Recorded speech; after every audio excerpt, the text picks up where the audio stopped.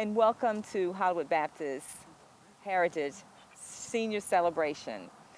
Today we have with us Sister Maureen Carroll from St. Emma St. Francis, who's going to be sharing with us information about the school, St. Emma St. Francis, St. Emma the military school, and St. Francis the girls' school that was built by Catherine Drexel for African American boys and girls.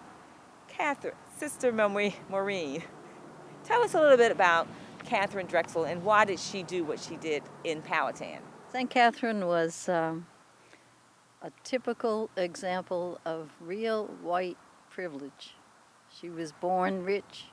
She grew up very wealthy, but she had parents who always reminded her of her Christian obligation to all people. So she found out and she traveled and she saw the plight of the Native American people. So she went to Rome and went to the Pope and said, "Your Eminence, something has to be done with the Native American people in the United States." This was back in the 1880s. She saw the condition of people. So he looked at her and he said, "Well, why don't you be a missionary yourself?" And he knew the family's resources. She came back to the country, and that was not her original plan. She planned to marry wealthy society, but she began to think, she began to pray, and she felt a call from the Holy Spirit. So she became a sister. She gave up all her wealth, dedicated all her wealth, her family's wealth, to Native American, African American peoples. St. Francis was built in the late 1800s, and so tell us a little about what has happened to that school now. I understand the school was there for about 70 years, and it closed in 1972. So share with us a little bit about the school. Her first school was out at St. Catherine, Santa Fe. And then she started the Sisters of the Blessed Sacrament. I'm a Sister of the Blessed Sacrament, a vowed Catholic religious woman.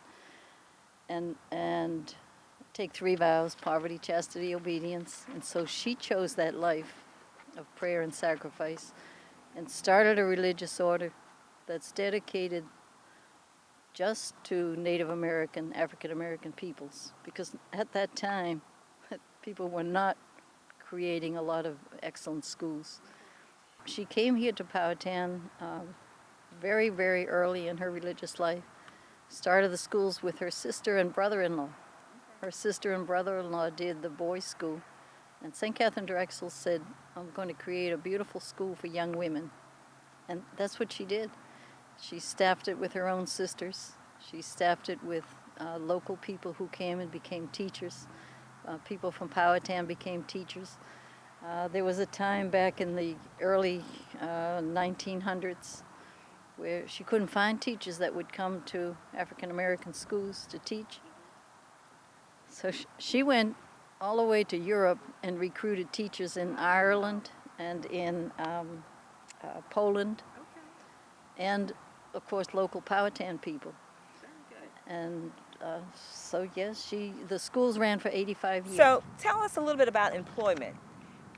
What was the employment like at St. Francis and St. Emma, and how were they provided? How did they provide for the community in Powhatan? The schools ended up being a whole Powhatan public service place. Okay. It taught the boys tailoring, and many local people became the tailoring teachers. Woodworking, auto mechanics, wagon making, business skills, and that was for the boys. And for the girls, they did. Many became teachers. Many became statespersons.